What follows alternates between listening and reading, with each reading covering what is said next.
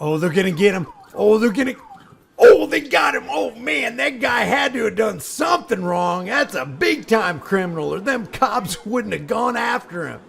Probably violated somebody's constitutional rights or something. Yep, no doubt that guy left a victim. That's gonna hurt. Okay, the reason I am so concerned with the trajectory of America is not so much that we have rulers and law enforcers who want to rule us, but because we have a whole bunch of people who believe we live in the land of the free, home of the brave, who want to be ruled. The name of this video right here is from the Police Activity Channel. Suspect opens fire on LAPD officers during foot chase. It's a little bit more complex than that. And what's disheartening is when you look at comment after comment after comment, every single person is in the corner and backs what the police did. And before I play this for you, I have a couple questions. Do you have the right to travel through space and time free from harassment in America? That's number one. Number two, do you have the right to defend yourself against any attacker, including armed, badged, uniformed attackers? Number three, do you have the right to keep and bear arms? Number four, can cops rightly stop you for any reason at all in the land of the free, home of the brave? And number five, what if local laws conflict with the supreme law of the land? I mean, does that law stand? Can that law stand if the supreme law of the land says something directly opposed to that local law?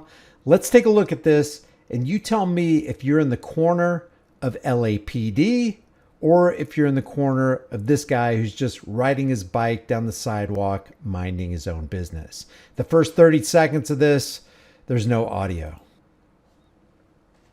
Look at, he's just riding down there, riding, not harming anybody, not threatening to harm anybody, not doing any wrong. Step off the bike? Can I help you? I'm on my way to work right here at the recycling center. Can I help you? That's because it looks like you have a gun inside your pocket. Oh, no. You need a bike or you need brakes on the bike also. Serio? Yeah, just hop off really quick, man. We'll get you out of here. But, bro, I've been riding like this shit all night. You need brakes, bro. Just all night. Really quick, we'll get you out of here. Look, I'm going right there. You guys can go with me? Step off the bike, please. Yes, sir. And then face away. Yes, sir. Okay, so what's happening here? A man is riding his bike down the sidewalk. It's a nice, sunny, clear day. He's minding his own business. He's not harming anybody, threatening to harm anybody. He's not damaging property. He's not stealing property. And he is interfered with by people who are invading his life and harassing him. And let's say LAPD actually did see that he had a firearm, which I don't think it's possible that they did. Look how big this guy's shirt is. It was probably covering everything up. But let's say he did have a firearm. Isn't LA in America?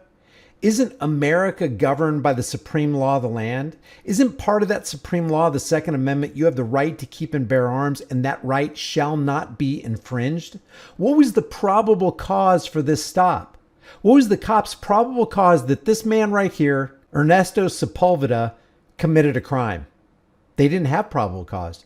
They didn't even have reasonable articulable suspicion that he had committed a crime. They just have these gun laws, these restrictive gun laws in Los Angeles, which according to Marbury versus Madison, if any law is repugnant to the Constitution, it is what?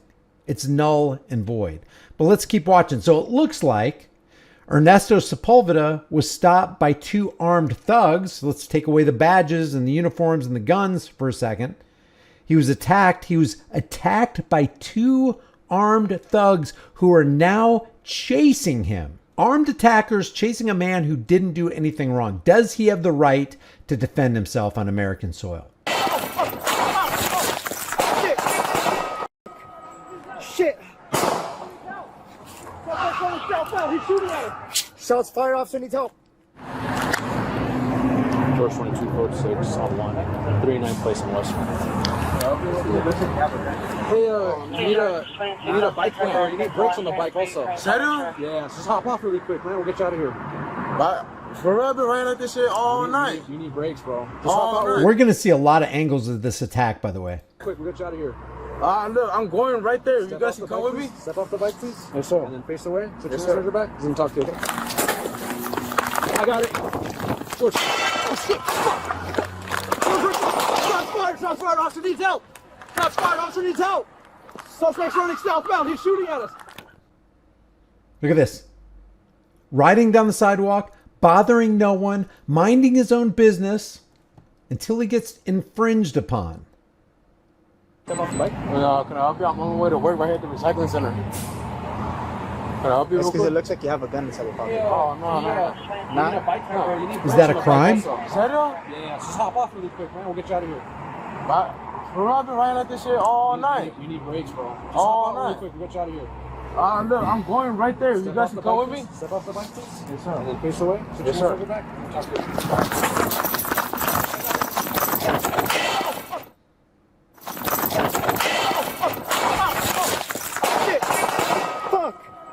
Shit! He's shooting at us. Shots fired off, needs help. Yes, sir. Now that just looks like an attack to me, an attack in broad daylight by armed attackers. The background of this story is on July 5th, 2025 at around 3:45 p.m., Southwest Area Uniformed Gang Enforcement Detail officers were conducting patrol along the Western Avenue corridor near Martin Luther King Park. Officers observed the suspect, later identified as 26-year-old Ernesto Sepulveda, riding a bicycle north on the sidewalk. No crime yet. The officers believed that Sepulveda possessed a handgun and initiated a pedestrian stop at the 3900 block of Southwestern Avenue. So they believed he possessed a handgun. Let me put that in constitutional vernacular. They believed that he was exercising his right to keep and bear arms. And that's the reason for the stop? And the cops swore to protect and defend the right to keep and bear arms. During the stop, Sepulveda suddenly fled from the officers. During the foot pursuit, Sepulveda removed a pistol from his waistband and fired at the officers, resulting in an officer-involved shooting. One officer was struck in the legs by gunfire. Sepulveda continued to flee south on Western Avenue and fired an additional round at backup officers. Sepulveda experienced a malfunction with his firearm and discarded the weapon before fleeing further into MLK Park. Responding officers continued to pursue Sepulveda on foot, and a non-categorical use of force occurred when Sepulveda was taken into custody.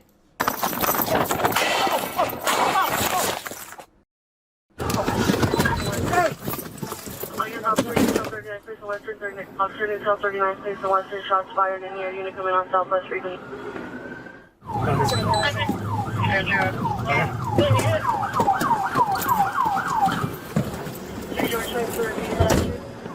And people are making fun of this and just saying how great the officer was, and that was a classic NFL tackle. A flying tackle followed quickly by a left hook. What a stud of an officer. That left hook knocked the English language right out of him. Dude wasn't expecting Ray Lewis to come into the game. That tackle was NFL approved. So many people are for the cops, but they fail to understand and realize that a gross violation of a man's rights took place on what a lot of people perceive to be the land of the free, home of the brave, when it's actually not.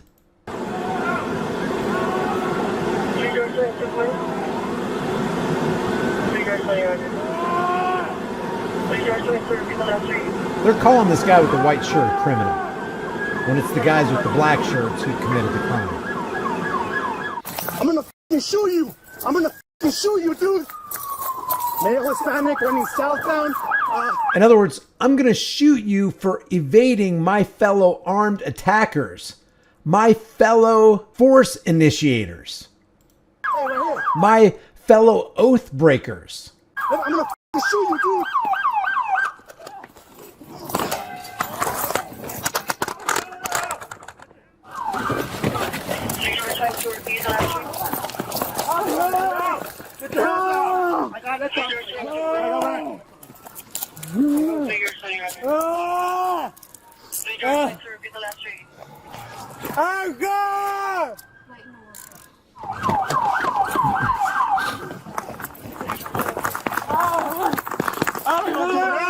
Get your hands up!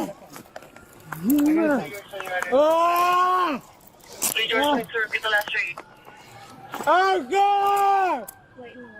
And because perception is everything and the court of public opinion is powerful, this guy probably won't see the light of day ever again in his entire life, and he's 26 years old. And I really think you'll think this is interesting because I asked Grok what the probable cause was for the initiation of the stop. But first, Ernesto Sepulveda was charged on July 8th, 2025 with 2 felony counts of premeditated attempted murder of a police officer and 1 felony count of carrying an unregistered loaded handgun. This guy is looking at 75 years to life in state prison for what a lot of people would see as being attacked for no good reason, for no probable cause. So I asked, what was the probable cause for the initial stop? And they said the probable cause for the initial stop of Ernesto Sepulveda on July 5th, 2025 was not explicitly detailed in the available information. However, the Los Angeles Police Department reported, and we know they almost always lie in their reports, that officers from the Newton Division were on patrol near Exposition Park when the incident occurred, suggesting the stop may have been part of a routine patrol of activities or in response to observe suspicious behavior of exercising your right to keep and bear arms. Specific details about the initial cause for the stop, such as a traffic violation or observed criminal activity, were not provided. And I said, you can't find more information about what caused the officers to stop him?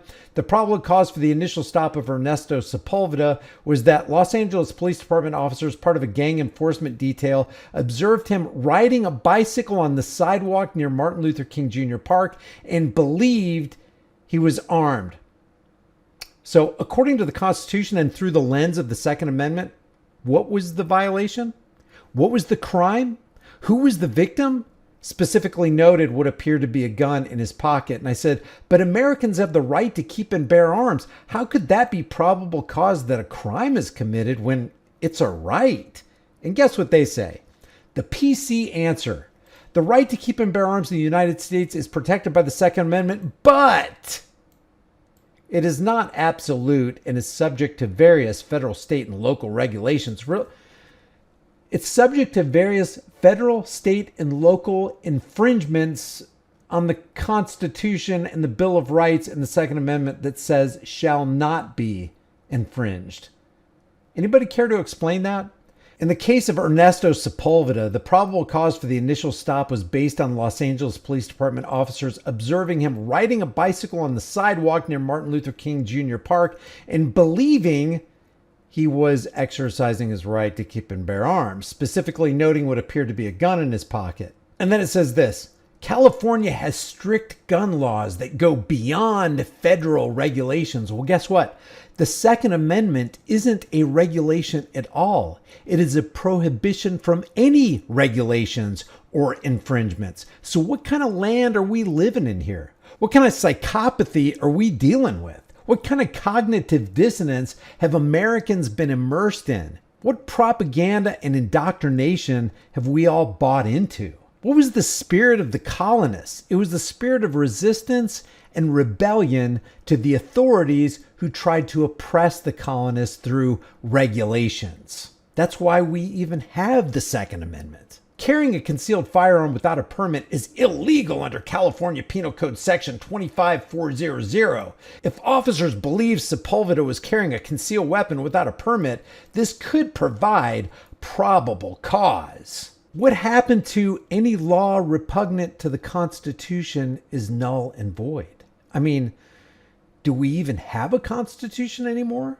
Do we have a Second Amendment? Do we have a Fourth Amendment? Do we have any rights at all? And I get it, guys.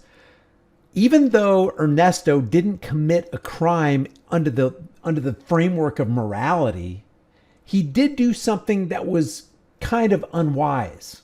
And that is, he broke the law of the land. And when you do that, pretty much everybody who's a bootlicker is going to see you as the criminal and the real criminals as the heroes. It's no measure of good mental health to be considered well-adjusted to a profoundly sick society. Our profoundly sick society believes that the people, the boys in blue, are the heroes, the warriors, the protectors and servants, and they believe that they are right even when they act as criminals against somebody who clearly didn't do anything wrong. You remove the uniform badge and gun and the utility belt and the authority of the state, and let's say two armed robbers, two regular plainclothes, non-police armed robbers walked up to this guy. Everybody would see that he had the right to defend himself as he was running away from his armed attackers. But for some reason, people become blinded when you throw uniforms and police euphemisms in the mix. Leave your thoughts. Let me know if I'm missing something here. Do you believe Ernesto had a right to defend himself? Do you believe we have the right to keep and bear arms? Did these cops have the right, the moral right to stop Ernesto in the first place? Is it wise in this day and age with the laws that we have to defend yourself against state-sponsored terrorists? Don't we have the right to travel free from harassment and attack? Has the term supreme law of the land been rendered completely useless? Leave your thoughts about this for the world and the global thought police in the comments section below. If you haven't done so already, subscribe to the channel, hit the bell notification icon, give it a thumbs up, share it with everybody you know. Don't forget to subscribe to my email list through my website, highimpactflix.com. If you want to support this channel, you can do it for free. Just like this video and share this video with everybody you know. I will see you in the next one.